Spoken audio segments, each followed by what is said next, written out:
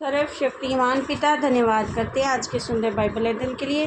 खुदावन हादी को बड़ी बरकत दे, आशीष कर पिता यीशु नाम से मांगते हैं, आमीन। हम पढ़ेंगे 3 अध्याय न्यायों की किताब।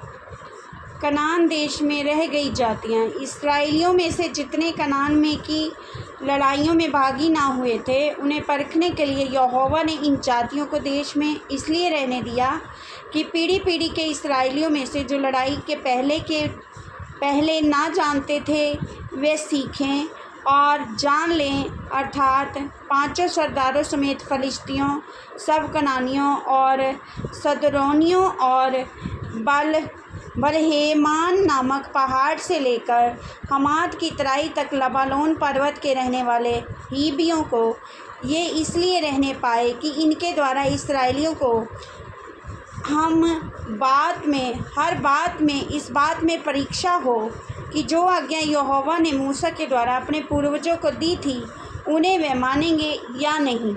इसलिए इसराइली कनानियों, हित्तियों, अमोरियों, परिज्जियों, हिब्बियों, यबूसियों के बीच में बस गए। तब वे उनकी बेटियां विवाह में लेने लगे और अपनी बेटियां उनके बेटों को विवाह में देने लगे और उनके देवताओं की भी उपासना करने लगे। ओत्नीएल का चरित्र। इस प्रकार इसराइलियों ने यहोवा की दृष्टि में बुरा किया, अपने परमेश्वर यहोवा को भूलकर बाल नामक देवताओं, अशेरा नामक देवियों की उपासना करने लग गए। तब यहोवा का क्रोध इसराइलियों पर भड़का और उसने उनको अहरमन-हरैम के राजा कूशन रिश्ताइम के अधीन कर दिया। इसलिए इसराइली 8 वर्ष तक कूशन रिश्ताइम के अधीन रहे।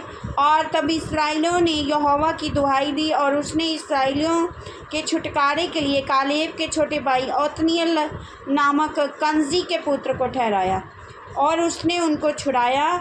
उसमें यहोवा का आत्मा समाया और वह इसराइलियों का न्यायी बन गया और लड़ने को निकला। और यहोवा ने अराम के राजा कूशन हिरुअतमाइन को उसके हाथ में कर दिया और वह कुशल रिश्तमाई पर जयवंत हुआ। तब 40 वर्ष तक देश में शांति बनी रही। तब कनजी का पुत्र ओत्नीएल मर गया। एहूद का चरित्र। तब इसराइलियों ने फिर यहोवा की दृष्टि में बुरा किया और यहोवा ने मोआब के राजा एग्लोन को इसराइल पर प्रबल किया। और जबकि उन्होंने यहोवा की दृष्टि में बुरा किया था, इसलिए उसने अम्मोनियों और अमालेकियों को अपने पास इकट्ठा किया और जाकर इसराइल को मार लिया और खजूर वाले नगर को अपने वश में कर लिया। और तब इसराइली 18 वर्ष तक मोआब के राजा एल्गोन के अधीन रहे। फिर इसराइलियों ने यहोवा की दुहाई दी। उसने गेरा के पुत्र एहूद नामक एक बिन्यामीनी को उनका छुड़ाने वाला ठहराया। वह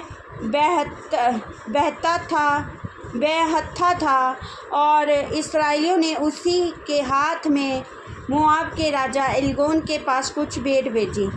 एहूद ने हाथ भर लंबी एक 2-धारी तलवार बनवाई थी और उसने अपने वस्त्र के नीचे दाहिनी जांघ पर लटका लिया। तब वह उस भेंट को मोआब के राजा एल्गोन के पास, जो बड़ा मोटा पुरुष था, ले गया। और जब वह भेंट दे चुका तब भेंट के लाने वाले को विदा किया, परंतु वह आप गिलगाल के निकट खुदी हुई मूर्तों के पास लौट गया और एग्लोन के पास जा कहला भेजा, हे राजा, मुझे तुझसे एक भेद की बात कहनी है। तब राजा ने कहा, थोड़ी देर के लिए बाहर जाओ। तब जितने लोग उसके पास उपस्थित थे वे बाहर चले गए। तब एहूद उसके पास गया। वह तो अपनी एक हवादार अटारी में अकेला बैठा था। एहूद ने कहा, परमेश्वर की ओर से मुझे तुझसे एक बात कहनी है। तब वह गद्दी पर से उठ खड़ा हुआ और इतने में एहूद ने अपना बायां हाथ चढ़ाकर अपनी दाहिनी जांघ पर से तलवार खींचकर उसकी तोंद में घुसेड़ दी और फल के पीछे मूठ भी बैठ गई और फल चर्बी में धंसा रहा, क्योंकि उसने तलवार को उसकी तोंद में से ना निकाला, परंतु वह उसके आर पार निकल गई। तब एहूद छज्जे से निकलकर बाहर गया और अटारी के किवाड़ खींचकर उसको बंद करके ताला लगा दिया। और उसके निकल कर जाते ही राजा के दास आए तो क्या देखते हैं कि अटारी के किवाड़ों में ताला लगा है। इस कारण वे बोले, निश्चय वे हवादार कोठरी में लघु शंका करता होगा। वे बाट जोते जोते थक गए।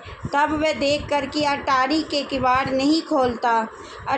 किवाड़ नहीं खोलता, उन्होंने कुंजी लेकर किवाड़ खोला तो क्या देखा, उनका स्वामी भूमि पर मरा पड़ा है। जब तक वे सोच विचार कर ही रहे थे, तब तक एहूद भाग निकला और खुदी हुई मूर्तों की परली ओर से होकर सेईर में जाकर शरण ली। वहाँ पहुंचकर उसने प्रेम की पहाड़ी में नरसिंगा फूंका। तब इस्राएली उसके संग होकर पहाड़ी देश में उसके पीछे पीछे नीचे गए और उसने उनसे कहा, मेरे पीछे पीछे चले आओ, क्योंकि यहोवा ने तुम्हारे मोआबी शत्रुओं को तुम्हारे हाथ में कर दिया है। तब उन्होंने उसके पीछे पीछे जाके जर्दन की घाटों को जो मोआब देश की ओर है ले लिया, कि किसी को उतरने ना दिया। उस समय उन्होंने कोई 10,000 मोआबियों को मार डाला। वे सब के सब हष्टपुष्ट और शूरवीर थे, परंतु उनमें से एक भी ना बचा।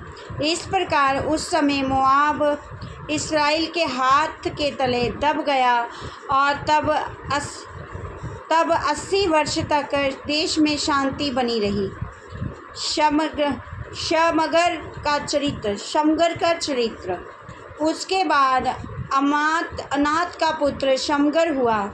उसने 600 फलिस्ती पुरुषों को बैल के पैने से मार डाला। इस कारण वे भी इस्राएल का छुड़ाने वाला हुआ। इस वचन के द्वारा प्रभु ब्लेस करेंगे। आमीन। सबको जय मसीह।